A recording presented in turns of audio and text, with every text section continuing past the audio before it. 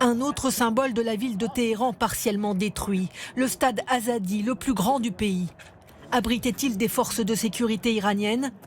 Le rouleau compresseur israélo-américain opère de façon méthodique, sans ambiguïté. Objectif, l'asphyxie, l'affaiblissement des différents niveaux du régime iranien pour faciliter un soulèvement populaire. Parmi les cibles, les lieux de pouvoir. Ce jeudi, ce sont les bâtiments des forces de sécurité intérieures, le cœur de l'appareil répressif, qui ont été visés à Téhéran, selon ces photos satellites de Tsahal.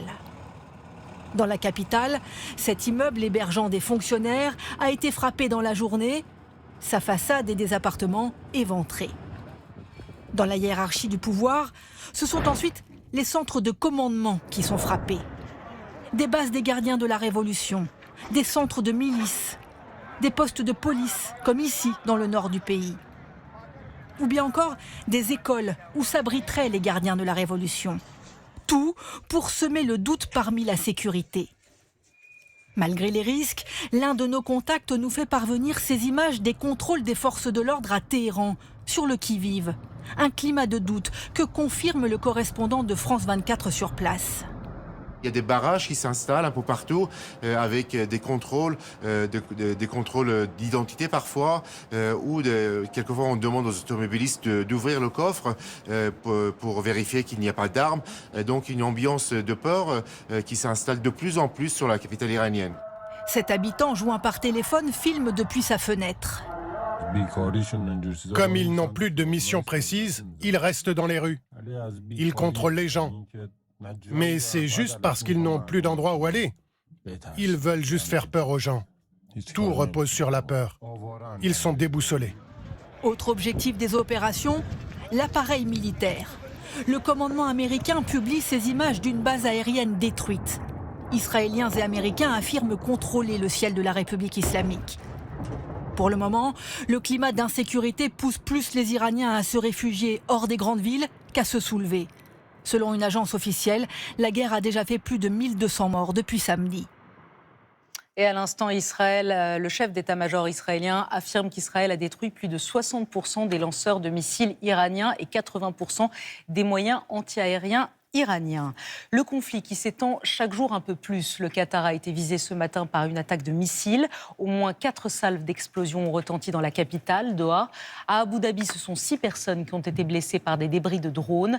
Et plus loin encore, une attaque a visé un aéroport en Azerbaïdjan, provoquant une épaisse fumée et de gros dégâts. Justine Wild, Achille Dupas et Clément Legros. La panique de cet homme. Regarde. Lorsqu'il comprend que le danger est imminent. Un drone vient de s'écraser à proximité d'une école en Azerbaïdjan, pays voisin de l'Iran. Sur cette vidéo, la course de l'appareil. Et depuis ce même parking, quelques mètres plus loin, l'aéroport international, lui aussi touché. Au total, d'après le ministère de la Défense azerbaïdjanais, 4 drones auraient été lancés par l'armée iranienne qui, elle, dément et accuse Israël. Sur place, la stupeur des habitants, jusqu'ici épargnés par le conflit. Au 6e jour de la guerre, il ne cesse de s'étendre au Moyen-Orient. À Bahreïn, en fin de journée, un missile iranien déjoue les systèmes de défense. Il s'abat sur la principale raffinerie du pays. L'incendie impressionnant est visible à des kilomètres. Plus loin dans le Golfe, de la fumée au-dessus de Doha. De nouvelles explosions secouaient la capitale. Ce Français filme la destruction d'un missile. Les missiles sont là.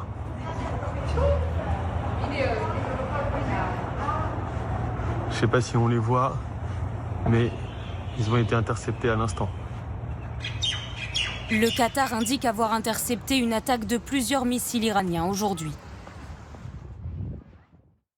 Les frappes israéliennes s'intensifient sur le Liban. Israël revendique avoir frappé plus de 300 cibles du Hezbollah et appelle ce soir toute la banlieue sud de Beyrouth à évacuer. C'est un appel qui est inédit.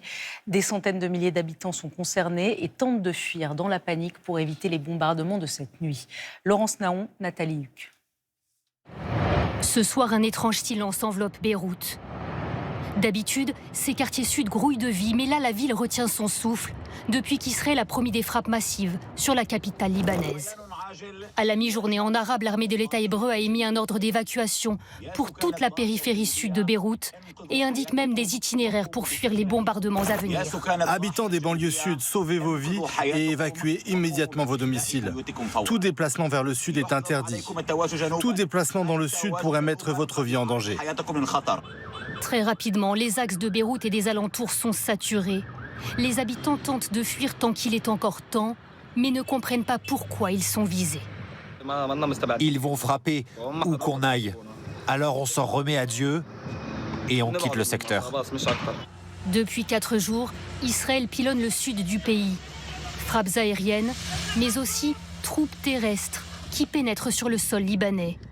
En témoignent ces images fournies par l'État hébreu. Un bombardement a entièrement détruit 7 immeubles. Israël affirme cibler le Hezbollah pro-iranien, mais ses habitants s'en défendent et disent ne pas être liés à la milice chiite. Ce père a perdu son fils dans l'attaque. Mon fils est venu ici pour la rupture du jeûne du Ramadan. Et un missile s'est abattu comme ça, alors que c'est un immeuble civil. On ne cache rien ici.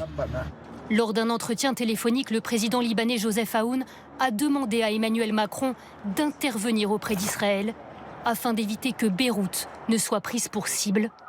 Le Liban déplore déjà 102 morts. Et Beyrouth se prépare à une nuit de bombardement. Les Libanais tentent de fuir la banlieue sud. Vous le voyez, on retrouve tout de suite Luc Lacroix avec nos envoyés spéciaux dans la capitale libanaise, Christophe Quinck et Daphné Aïssoun. Ils n'ont ce soir comme refuge qu'un parking en bord de mer. Ces familles, à même le sol, arrivent de la banlieue sud de Beyrouth. Encore dans la peur des bombardements et le choc d'avoir dû fuir en quelques minutes, cette femme nous prend à partie. Nous sommes comme des enfants, impuissants. Dans cette guerre, nous sommes des enfants. On ne sait pas ce qui va nous arriver. Elle veut nous montrer les conditions dans lesquelles il se trouve. Voilà mon père. C'est un homme malade. J'ai mis quelques affaires dans la voiture, j'ai appelé mon père et j'ai fait monter mes 3 enfants. On était en train de jeûner et ici on n'a plus rien à manger. Le bourdonnement menaçant des drones de surveillance israéliens, même ici à 5 km du quartier qu'ils ont fui. Des enfants qui ce soir dormiront dehors et les températures qui descendent avec la nuit. Bien sûr que c'est dur. Aujourd'hui, nous sommes partis de chez nous et on n'a pas de toit pour se protéger. C'est le plus dur. Tout le monde a besoin d'un abri. Cet homme tient lui à nous dire qu'il soutient coûte que coûte le Hezbollah, qu'il est prêt à tout endurer. Nous nous sacrifions tous pour la résistance. Ce qui se passe en ce moment, c'est une guerre et nous prions Dieu pour la victoire. Ce soir, ces Libanais nous disent ne pas savoir combien de temps ils vont devoir rester ici, si ça se compte en heures, en jours ou même en semaines. Et surtout, ils s'inquiètent. Dans quel état vont-ils retrouver leur maison le jour où enfin ils pourront rentrer chez eux ?